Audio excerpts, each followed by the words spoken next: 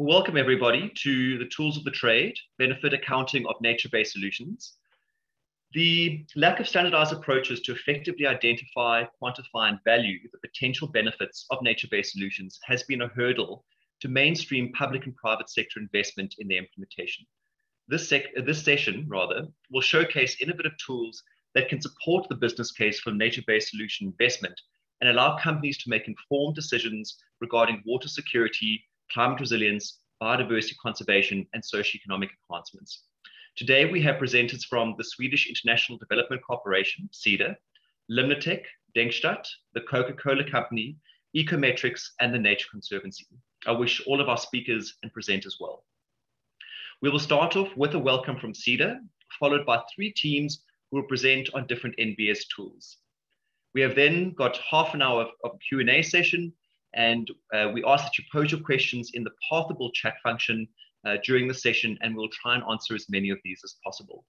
Finally, we'll have a wrap-up and then a close of the session. We really hope that you enjoyed this session. We've had a lot of fun putting the presentations together. So Cecilia, over to you for the official opening of the session.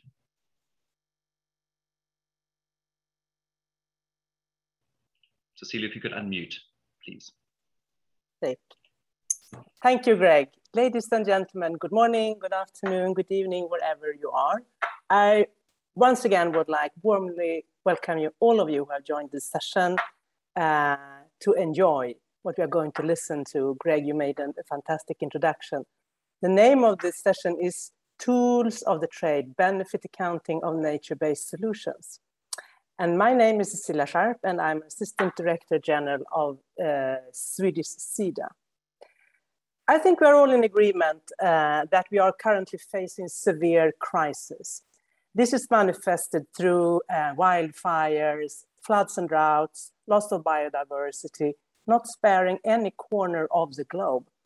And I hope we all have become clear that we need to tackle the planetary crisis jointly and that actions must be accelerated now. Nature-based solutions, or in short, NBS, have emerged as one plausible option to ensure multiple benefits in, for example, managing climate resilience, biodiversity, water security, water quality, as well as providing social benefits. Hence, the NBS can address key social and environmental challenges. But do we have the evidence that it works? And can benefits be valued and estimated to catalyze investments? Rest assured, this session on NBS benefit accounting will provide some of the answers at least. It will showcase very innovative tools that can support private sector as well as public actors to understand and value NBS.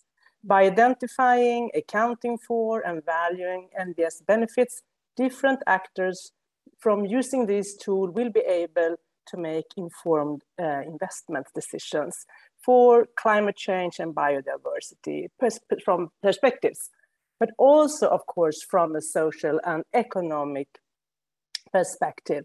And I am proud that SIDA has been one of the funders supporting the development of the tool to be presented by Limnotech today.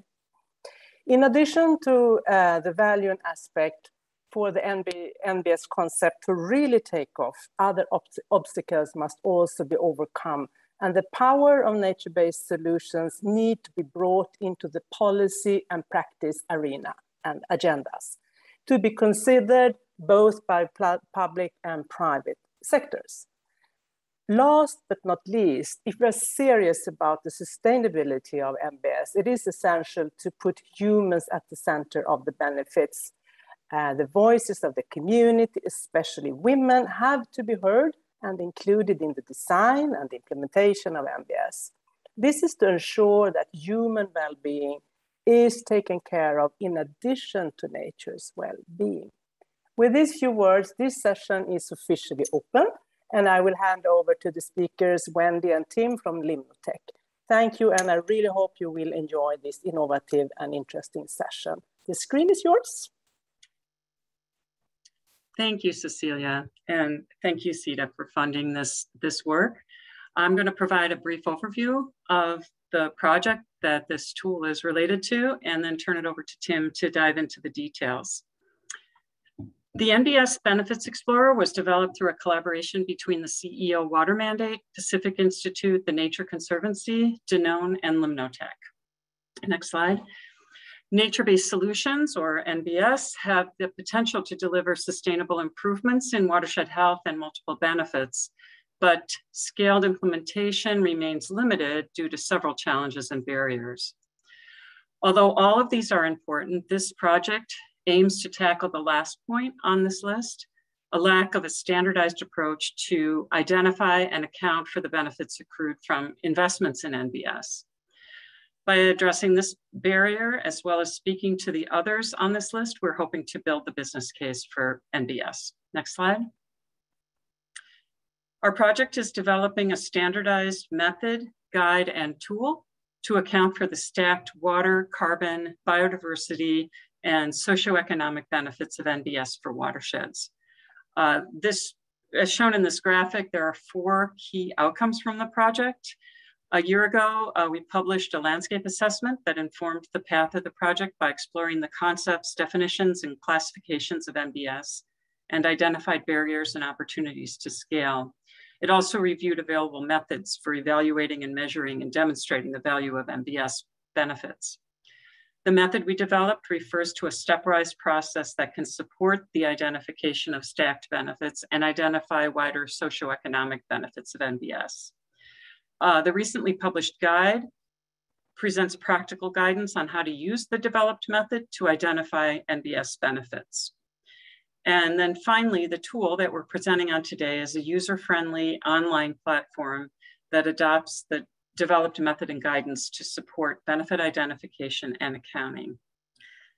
And the URL on this slide indicates where you can find more information. Next slide. The guide presents a 4-step method to support practitioners in identifying the benefits from NBS across the design and implementation phases of NBS projects. You can see the 4 steps indicated here. First, identify the environmental and societal challenges. Secondly, identify available habitat and intervention types. Third, identify activities that improve natural processes. And then finally, identify benefits and trade-offs. As indicated by the green arrow, it is crucial that stakeholders are engaged from the onset of the project. And similarly, as the yellow arrow indicates, data collection should start during the design phase and continue throughout the subsequent project phases. The image on the right is the guide that I mentioned that we released recently, and you can see the link to access that PDF. So with that, I will turn it over to Tim Decker, and he'll provide some information on more details on the tool. Thanks, Wendy. Yeah, so the tool is the 4th step in the process that Wendy outlined. And we really focused on developing an application that could be used very simply to understand the linkage between activities that are undertaken in a particular habitat and the benefits that they generate. So the upfront part of the tool it is a 3-step process. It asks the question, what are you looking to understand? Are you looking to understand what kinds of benefits an activity will generate, or what kinds of activities you select might achieve certain benefits? So going from front to back or from back to front, thinking about how benefits and activities relate. Secondly, identifying a habitat that's relevant to the local project that you're trying to execute. And then thirdly, identifying one or multiple intervention types. And we considered management, restoration, protection, and creation as all potential interventions to consider. So 3 simple steps. We press the button and the Explorer updates, and then it becomes a browsable and an interactive tool at that point. So this is the front page of the tool. The tool initiates with an overview of what the tool is. It gives some guidance as to how the tool can be used. It provides some important definitions about the benefits and the concepts relevant to NBS, and provides access to the guide. But what most people do is to press the button on the upper right, which is Explore the tool, which enables you to start going through that 3-step process that I described a moment ago. As I said, the steps are on the left. Step 1 is to identify the purpose. Are you going from activities to benefits, or are you thinking about benefits and how they relate back to activities? Secondly, select a habitat, and we have a set of, I think, 9 different habitats that we're considering now. And thirdly, select an intervention or multiple interventions. So when you've done all that, you press the Update Explorer button at the top, and the full range of activities that are relevant to this particular intervention and habitat combination become available. They're in the left panel on the screen here. And then also what is shown are the processes, physical, chemical, and biological processes that these activities influence, and the benefits that accrue as a result of executing these activities. So you've done steps 1 through 3. You've got this panel open to you now. The next step is to start clicking on activities on the left and seeing how they relate. So as an example, if you were to click on terraced contour planting here in a forest habitat with a management intervention, the processes that are affected are these: soil trapping and retention, erosion control, flow interception, and the benefits that accrue show up in 3 different categories. The ones in the top are water-related benefits.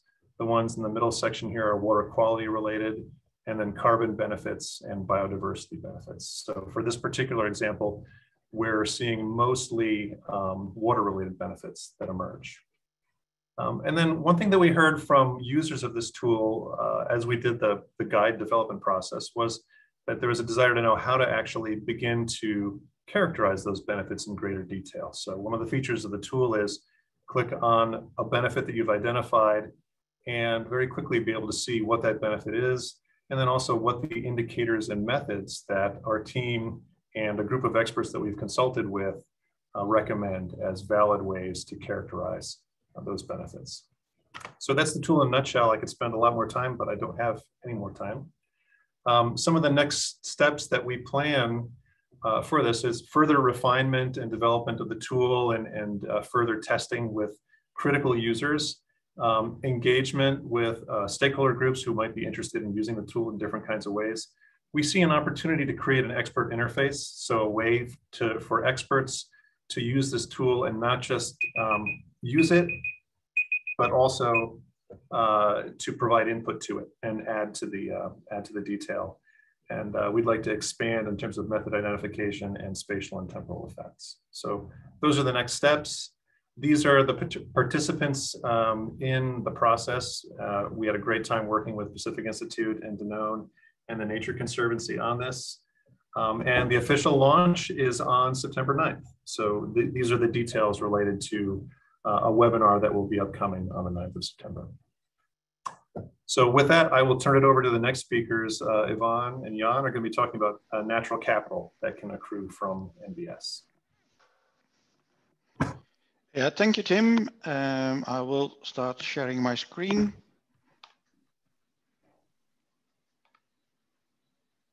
And go to presentation mode. Yeah, hopefully you can see my screen now. So thanks everybody. Welcome also from myself. I'm Jan Burger from Coca-Cola Company, and I'm together with Iucn from Denkstad. We'd like to share with you some experience we had with nature-based solutions and how to calculate the natural capital benefits from them.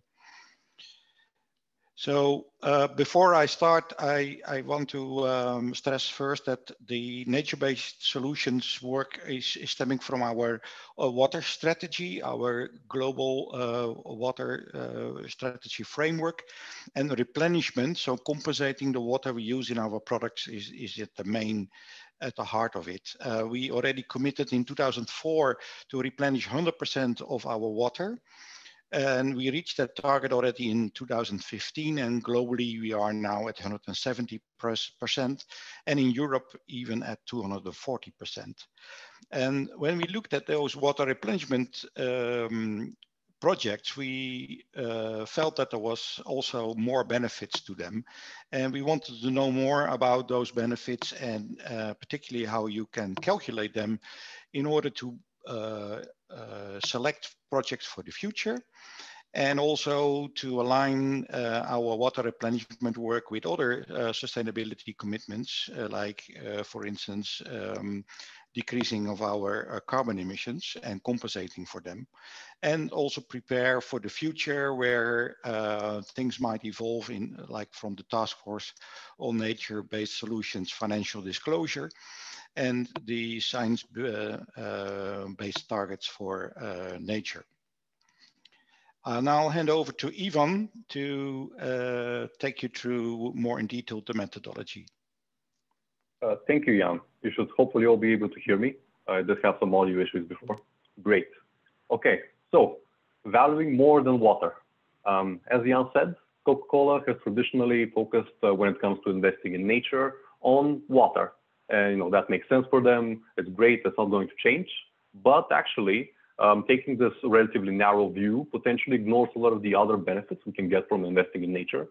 And you all know that those benefits can be quite varied. And as you saw in the tool, the NBS tool just before, it's quite a big list. Okay.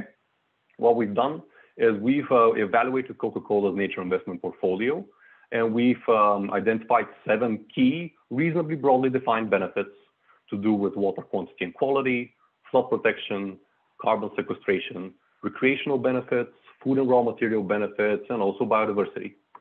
And then what we need to understand is all of these have real economic value. It's either through cost avoidance or through maybe supporting farmers because they need water to grow their crops, through avoiding the damages of climate change. All of these have real tangible economic value, which would be really useful for us to know because we are investing. So maybe we want to know how much we get back. How do we begin to do this? We need a methodology. In the middle, we have a typical what we call a decision tree. Basically, first, in order to figure out the economic value, you need to figure out what happens in nature. If you plant a forest, if you restore a wetland, how much CO2 gets sucked up into the ground, how much water do you restore, how many new tourists do you get in the area, all these sorts of things. Only then can you begin to actually put a value on nature. The way we do this, on the rightmost side, basically, we have some recommended methodologies that are essentially some Excel sheets. It's meant to be a tool that is easy enough to use for non-specialists. It's easy, or for people that have other things to do, like actually restoring nature and not being in front of a computer with a PhD in economics trying to figure out the economic value. And it's meant to be both something that you can use before a project to figure out what the benefits may be, and also after a project to figure out what the benefits actually were once you're done.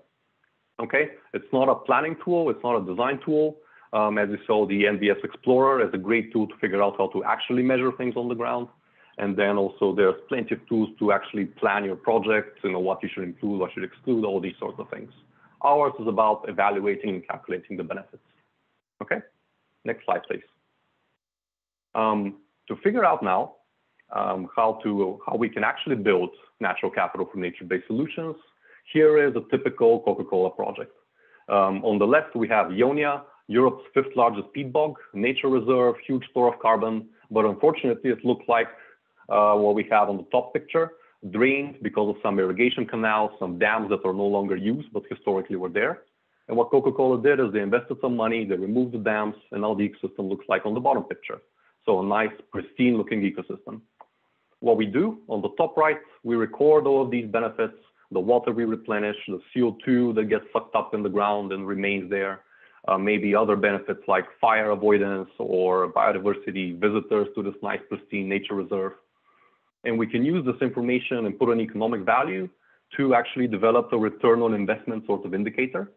In this case, Coca-Cola invested something like 300,000 euro. And through the economic benefits that we get for society, we get almost 1 million euro per year of benefits that accrue from this investment, which is a pretty good return on investment, yeah? It's a really good way to talk to your financial manager, which actually brings me to our next slide, which is really, so what? What can we do with this sort of methodology? On the x-axis on this graphic, we have investment. On the y-axis, we have the value to society if these projects were to persist for 10 years.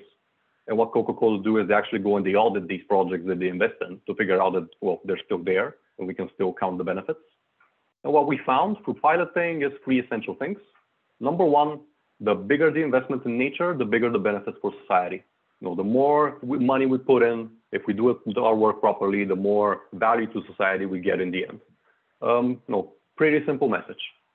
But actually, some of the projects, as the project I showed you on the last slide, there for a relatively small investment, we can get a disproportionately huge benefit for society. And why is this? Well, what we figured out is because when you have a really degraded ecosystem, there is plenty to fix. Even with a relatively small investment, if you do your work right, you can have a potentially really big benefit. And I mean, we all know there's plenty of ecosystems out there that are probably in dire need of investing. So, you know, there's probably a huge potential out there to, you know, do good and to gain some value through investing in nature. Finally, we have some projects that don't seem to yield as good of a return on investment as we originally think. But there we figured out actually is because we're not necessarily measuring what we're supposed to be measuring in this context. Because social benefits that stem from some projects such as capacity building, influencing policymakers, educational benefits, other social benefits, they're difficult to measure in economic terms, but it doesn't mean they're not important. So we always caution our users of this method and all natural capital practitioners that we should not use economic value to devolve things into a purely return on investment indicator. That would be reductionist and it would actually mislead us. We need to evaluate projects in their entirety. So economic valuation useful, but also we should always remember the context. Okay, and Jan will share some next steps. I mean, I can talk about this all day, but you know, only so much time. In terms of next steps, what we are planning to do is to roll out this methodology across our portfolio of projects that we have in Europe, but also outside of Europe. And then at the same time, we know we have to improve the measurement method for biodiversity further. And also we would like to build the comprehensive understanding of the benefits for our business and particularly on the element for climate. And last but not least, we also want to continue to contribute to the nature-based solutions discussions and engage with our partners and other stakeholders to have this discussion about valuing nature and what it could mean for business. So to close it off, here you can find our details, and also please check out the report that you can find on our website. You can find the link at the bottom of the page in the presentation. Thanks again, and I hand over to the next speaker. Thank you.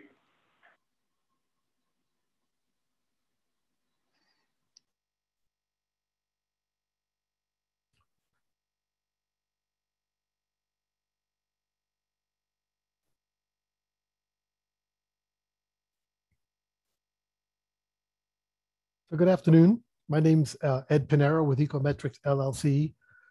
So the Ecometrics team is the keeper of the Ecometrics methodology, and we have been participating in the CEO Water Mandate Nature-Based Solutions Advisory Group in development of the material that you have seen.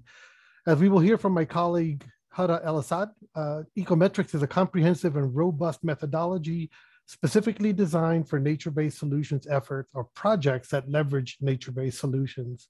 Our tool measures and values environmental, economic, and social co-benefits of a project or an activity. We work with all types of organizations wishing to do these types of analyses, mainly in order to be able to make a compelling business case for nature-based solutions. Our results can be independently reviewed, validated, and certified, and we have aligned our methodology with various international protocols, such as the carbon registries, as well as several other standards, including the Alliance for Water Stewardship standard. So to get into more detail, I'm going to hand it over to my colleague, Hada.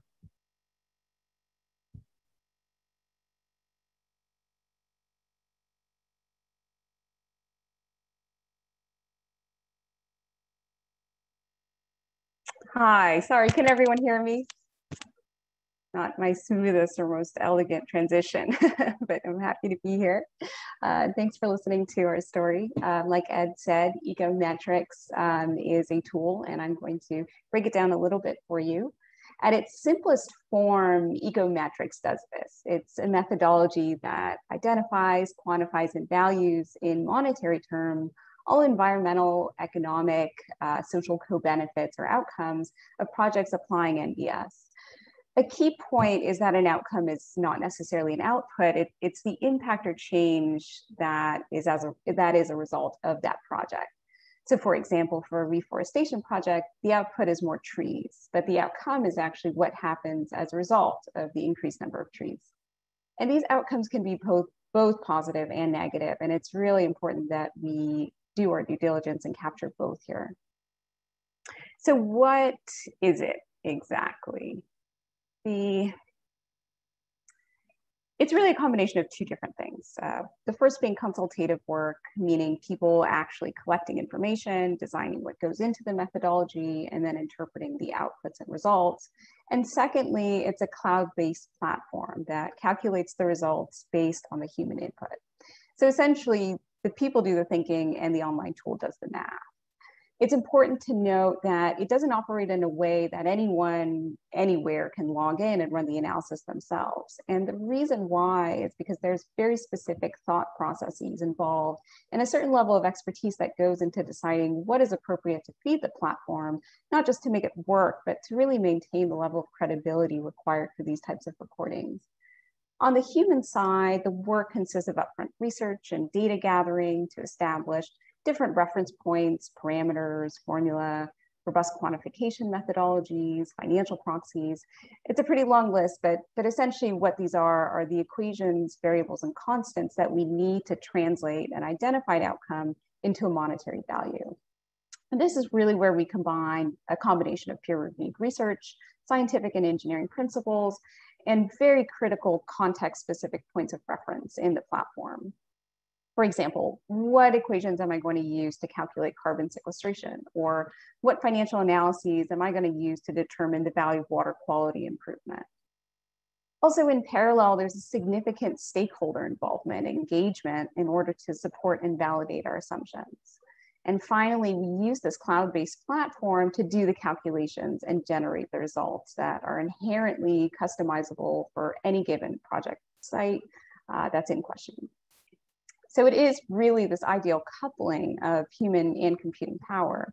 And the reason why we built it this way is because, as you can imagine, and some of our co-presenters alluded to, things can get pretty busy in terms of how many outcomes there are in consideration. Outcomes can have multiple benefits, and benefits can have multiple stakeholders, and so on. So we really needed a framework to keep things not only organized, but thoughtfully integrated so that we can capture these really nuanced cross effects between different parameters and outcomes. Also, something really important to consider are ever-changing variables, such as taking into account net present value or making corrections for variables like maturing vegetation. In the context of carbon sequestration, for example, the age and maturity of trees clearly impacts its ability to sequester carbon, and you have to correct for that every year that the tree is growing. These are the sorts of things that we already bake into our platform. And this is what makes Ecometrics really more than a calculator. It's really a robust analysis methodology and tool. So Ecometrics can be used for both forecasting, such as scenario planning, predictive assessments, as well as for evaluative purposes. Either to assess current performance, possibly against a baseline or a reference point, and then also impacts that might arise on longer timeframes. In essence, this approach can be applied to any project stage from conception to completion and even beyond. I wanted to take a moment to show you what the outputs look like from our system. The inputs typically include information on site characteristics, stakeholder types, and the defined outputs of the project.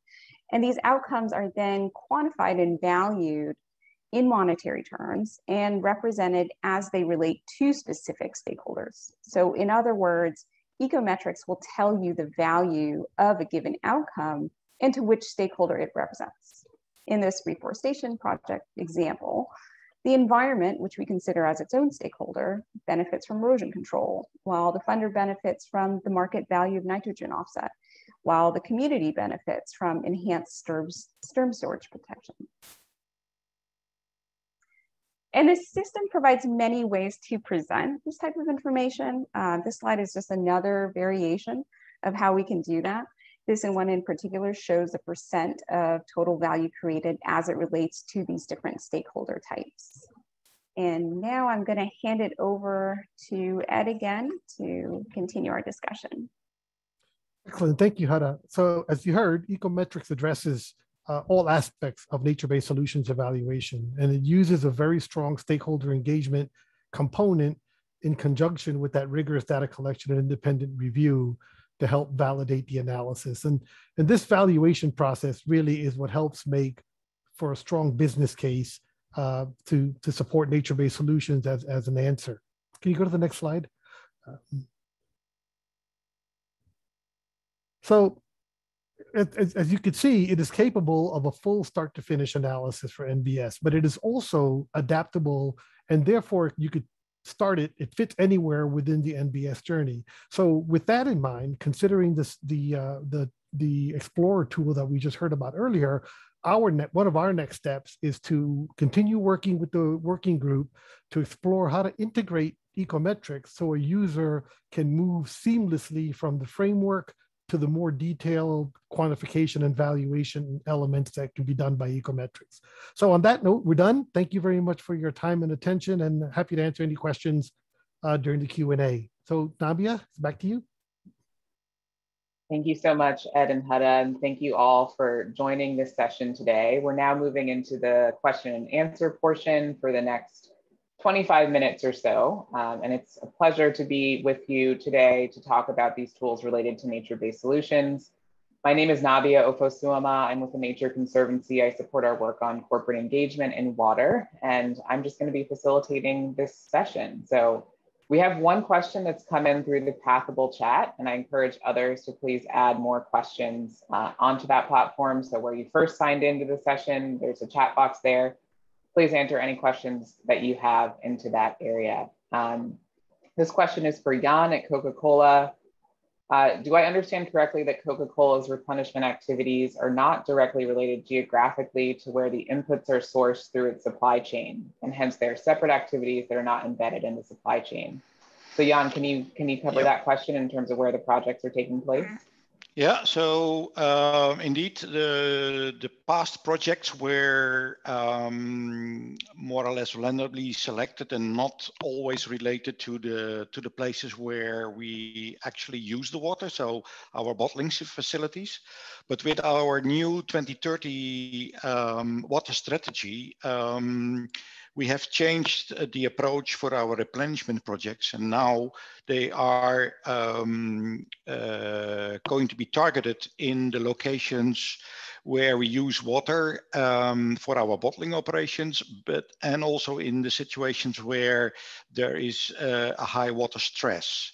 And we are looking at projects that are in sourcing regions for our primary ingredients, where also a water stress situation can be the case. So we are focusing our replenishment work now on the location where it matters the most. Great, thank you for that, Jan. So I'll keep the questions related to that first presentation. So a question for you, Iucn. Can you talk about what advice you would give to users who are starting out to choose among the many tools and methods that are out there? Sure, yes. It is definitely a challenging space. At the same time, we have so many tools seemingly out there, but people always come to us and say, how do we do these things? Surely if the tools are good enough or comprehensive enough or easy enough to understand, people should be able to do this mostly by themselves. What we find is there's a lot of shall we say, to use software term, a lot of closed source tools out there. So you get a black box and you're supposed to put in some things and numbers come out, but that's not necessarily helpful if you want to understand what's happening. And if I'm a sustainability manager, and this is what we get from talking to clients, they really want to understand why they get certain results. So what we've been trying to do with our tools is, as I said, it's Excel sheets. All the numbers are there. The sources are there. You can look at them. You can scrutinize them. And if you don't like them, you can even change them. And we have no problem with this, and we feel there's value to this, because then you can actually figure out what's happening behind the scenes, and you can judge for yourself. Can I trust this? Can I improve? And should I improve it? Can I improve it, etc. Great, thank you for that, Ivan. Moving to Tim and Wendy at Limnotech, can you say more about how the tool could be expanded in the future? I can start on that, and I can let Wendy jump in a little bit as well. One of the things that we think is really important here is capturing expert input, because the world of NBS really involves expertise from just a host of experts all around the world.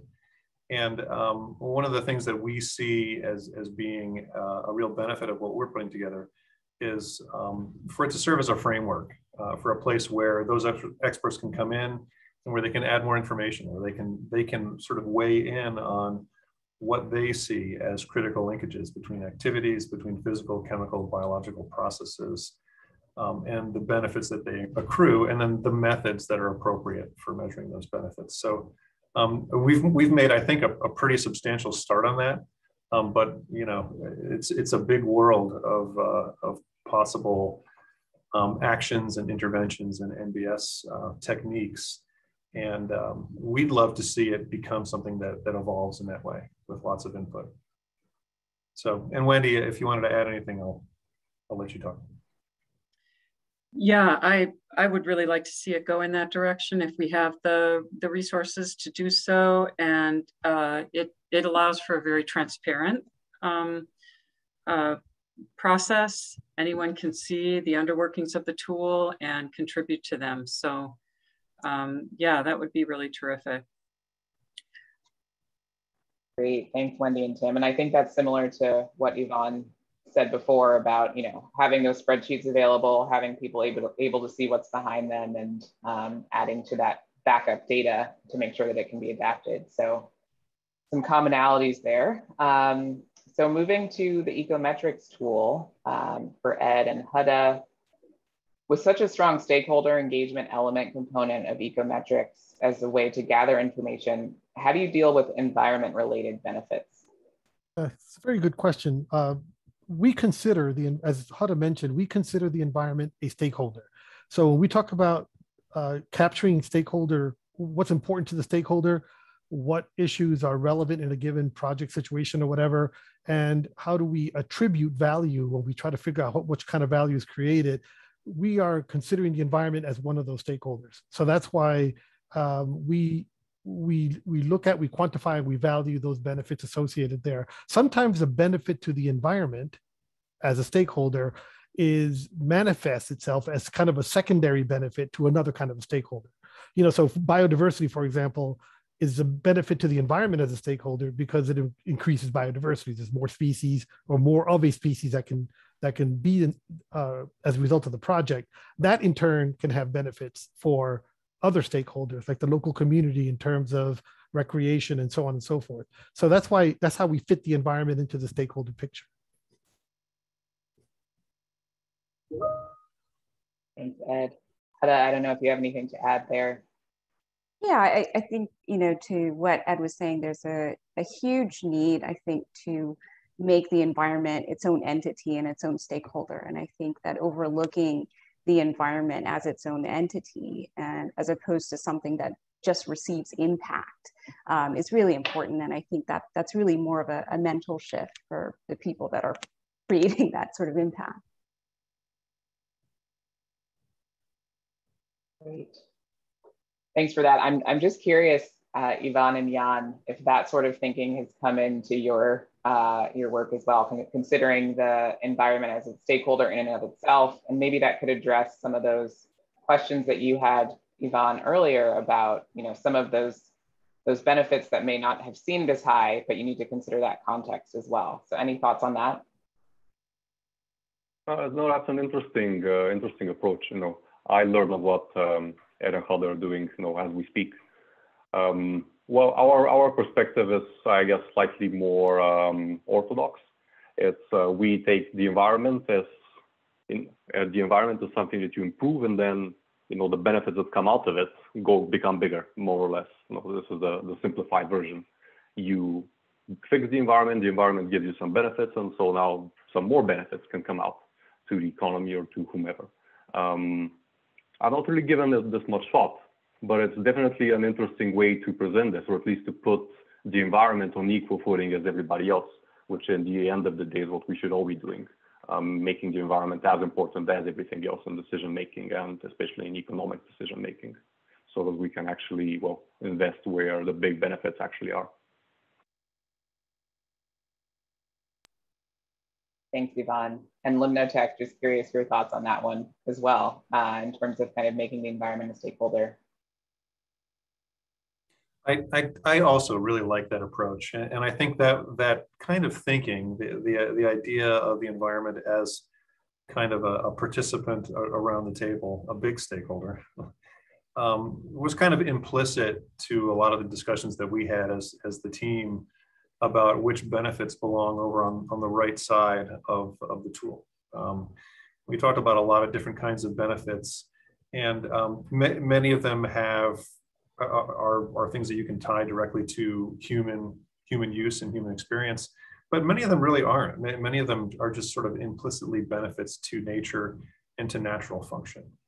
And I think, if you even take it one step further back, the middle part of our tool, the thing that links activities and benefits, is this piece that talks about physical, chemical, and biological processes. So our tool is inherently functionally defined, and those functions are processes that occur in nature. So really everything that we did kind of goes through that filter and thinks about kind of the inherent value of those functions as a way to get from activity to benefit. So I think, to me, that seems like a sensible way to think about it. But yeah, I love the idea of the benefit column always being thought of in terms of human benefits, but natural benefits kind of hand in hand as co-stakeholders, really. It's also starting to show up in U.S. case law. Yeah. There are suits that are popping up in which nature has a role as an entity in lawsuits. So it's popping up in other places as well.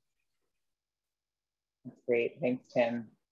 There's a question that we have from CETA, thinking about the IUCN Global Standard on NBS that was launched in 2020, states that all NBS, in addition to addressing different societal challenges, should simultaneously be providing human well-being and biodiversity benefits. So this question is really for anyone. To what extent are the tools presented aligned with this standard?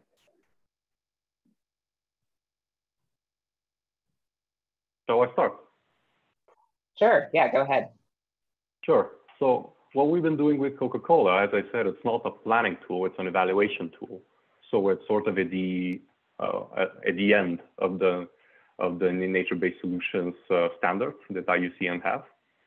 Implicitly, when we developed this was because Coca-Cola's project partners, which are typically big NGOs, including, for example, the Nature Conservancy, they already have to assess the benefits to do with water from their projects and report them to Coca-Cola. So our thinking was, no, they already know how to structure a project more or less. They know how to figure out at least some of the benefits. We need to help them figure out the non-water benefits and help them figure out the value. That was the need there from Coke stakeholders. But we should definitely recognize that not everybody knows how to develop a nature-based solution project. So definitely, something like a global guide that asks what the IUCN have done is definitely very valuable in order to be able to properly figure out how to do such a project so that we actually get the natural benefits we want at the end of the project that we're doing. Great, thanks, Ivan.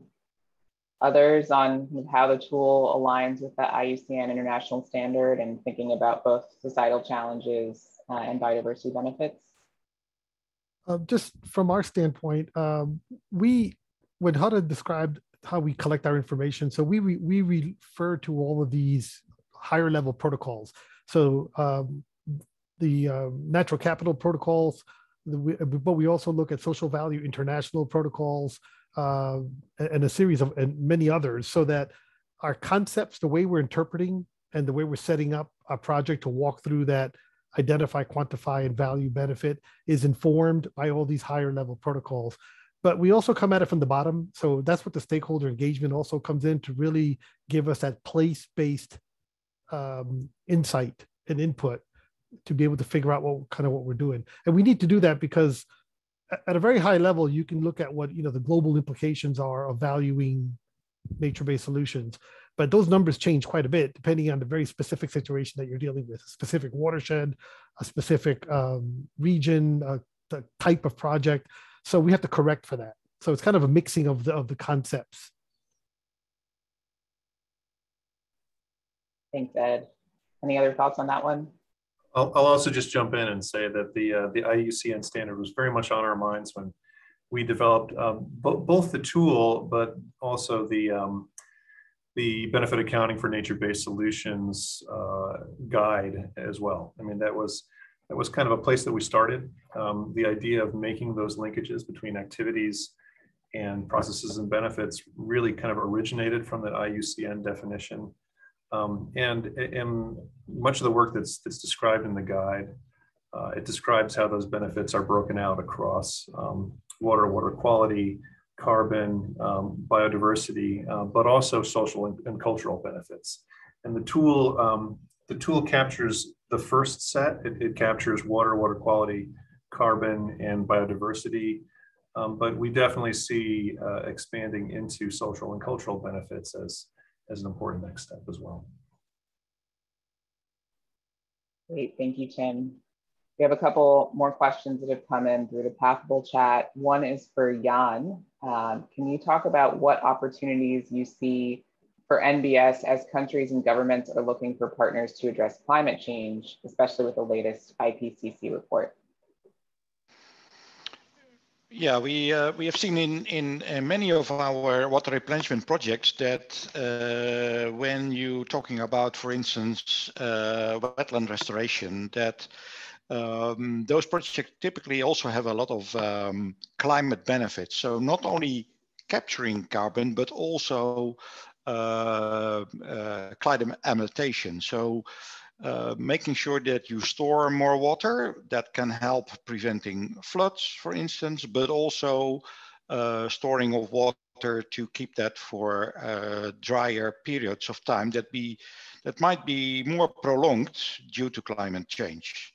So yes, water is, of course, a very important factor when it comes to the effects of climate change, either by having more droughts, more severe weather incidents with floods, for instance. And yeah, we definitely think that the nature-based solutions can play an important role there. So that's why we are keen to explore the value, not only for water, where they were intended for primarily, but particularly also for climate and climate adaptation. Thank you, Jan. And I know Tim mentioned those were included in that NBS Benefits Explorer tool. I know Ecometrics is also looking at those. So I think those opportunities to showcase both the climate mitigation and adaptation potential of NBS and maybe raise that profile a little bit with so much attention on that issue. We have another question that I'll offer to Hada first. How would you convince people, donors, regulators, et cetera, that the environment is also a stakeholder? So I'm sure Ecometrics has some experience with this in your work.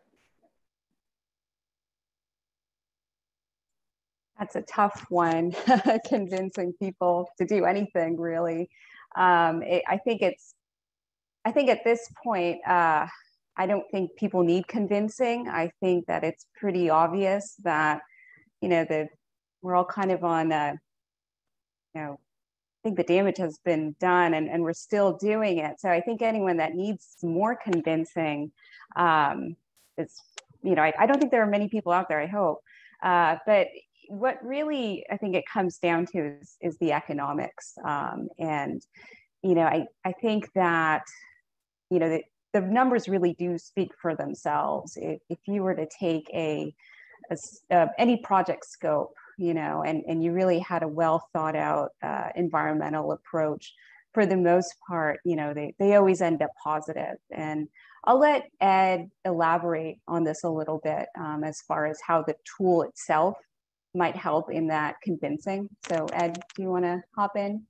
Yeah, and it's actually how to put it very nicely, and that is the concept is not the challenge. It's the taking that additional step and seeing that there's a business case for that. And we don't want to make it sound like we're cheapening everything to, you know, dollars and cents, but the common language across a lot of outcomes, a lot of benefits, whether it's environmental benefits, social benefits, coastal resilience, carbon sequestration. When you're looking at all of these different things and you're trying to compare and make a case and see how to prioritize, there's only a very few common parameters you can use, and monetization is one of those.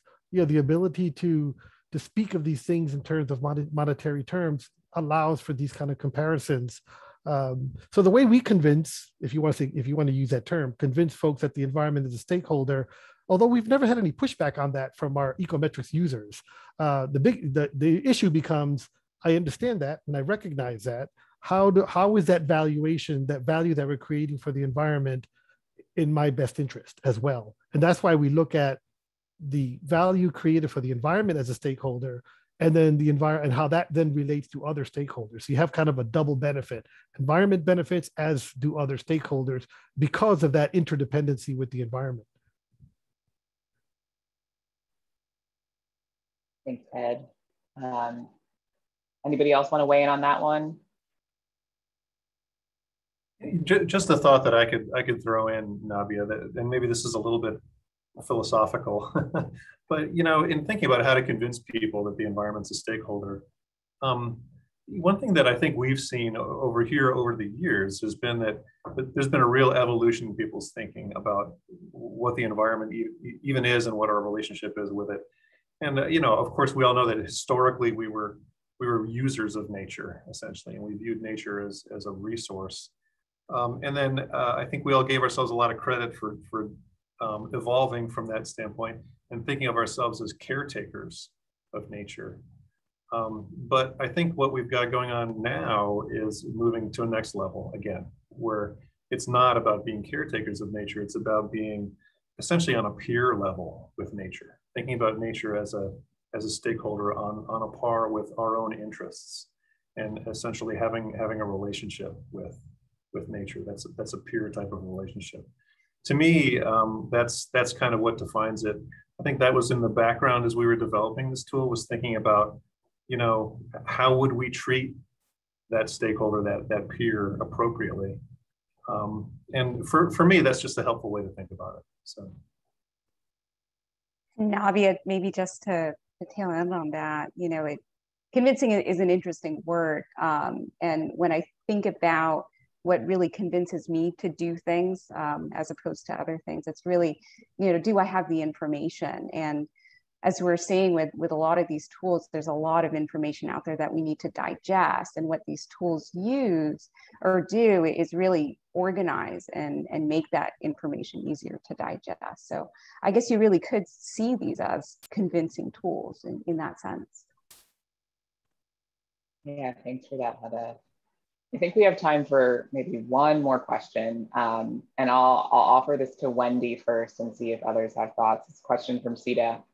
In what way do the tools presented here ensure the involvement of local communities and that their voice is taken into consideration in the design, implementation, and follow-up of the NBS? That's a good question, Nabia. For the local community, the NBS Explorer tool was designed primarily for private sector practitioners, but also we hope that it will be used by other stakeholders, investors, and municipalities, anyone that's interested in this type of a tool. I think we've got a ways to go. I mean, these are not out there right now. We're just releasing the NBS Explorer tool, hoping to expand on it. I guess I'd put it back on Ecometrics, how available the Ecometrics tool is available to communities to use. And but I think it's a little premature to say for the NBS Explorer, since it's not even really out there yet. I don't know, I don't want to put you on the spot, Ed, but I think it's our communities able to access the tool if they want to leverage its power. Yeah, and it's actually designed to be used by any kind of organization. And we're actually working on and going to be working on projects that are done for not companies. So we do them for the typical big industry company, but we're also doing it for preservation kind of groups that are that might be focused on some specific natural attribute, whether it's habitat creation, pollinators, and so on, as well as the actual communities. For example, maybe and this is also proprietary now, but we're looking with a city who's interested in setting up some kind of a environmental quality credits kind of a thing. And they then become the primary player. But I would be remiss if I didn't drive home this really important point about ecometrics, and that is no matter who's actually doing the project, it doesn't work if we don't have a comprehensive stakeholder engagement. So the community in concentric circles, from people who are adjacent to the site all the way out through the county and the city and the local community, we consider all of those stakeholders. So everybody in those circles has a say in how we identify outcomes, benefits, and value them, whether or not they're the actual trigger of the project. Great. Thank you so much, Ed. And thank you all so much for your responses. Someone puts in the chat, I love you guys, great answers. So really appreciate all of the work that you all have done, the great presentations that you gave today. We heard some really interesting things in this Q&A section, talking about the ability to adapt these tools to what users' needs, also thinking about the opportunity to include the environment as a stakeholder, lots of robust discussion around that. Thinking about international standards being really helpful at setting out those frameworks, bringing more people to NBS, and then also having the tools to more deeply dive into what's happening locally. And then thinking about NBS in the context of climate change and how we can think about the water benefits, but also those climate mitigation and adaptation benefits as well. So thank you all so much for this session and for your participation. And I'll now hand it over to Elizabeth from CETA to close us out. Thank you. Thanks so much, Nabia. A warm thanks to all the presenters and participants for your contribution to making this session so inspiring. I've learned a lot, and I hope that goes for the rest of you as well. I especially enjoyed the solutions and action-oriented spirit, and also this approach of treating the environment as a stakeholder. That's really going to be something that I take with me. So now we have the evidence of the value of NBS, and we're also familiar with some of the tools to account for and estimate the benefits of NBS. So there's really no excuses for inaction.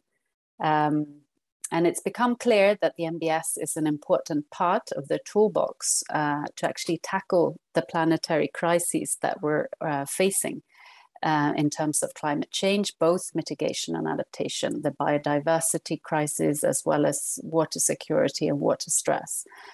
And not least, providing human well-being and other social benefits. I think that's really, really important to make sure that the humans are still also at the center of the NBS. So now the onus is on us to make it happen and build resilience faster, which is the hashtag for this WWW. So really great with these few words. I hope you enjoy the rest of this week. And next year, I hope to see you IRL in Stockholm. So thanks so much again, and good night, good afternoon, good evening, wherever you are. Thanks. Bye for now.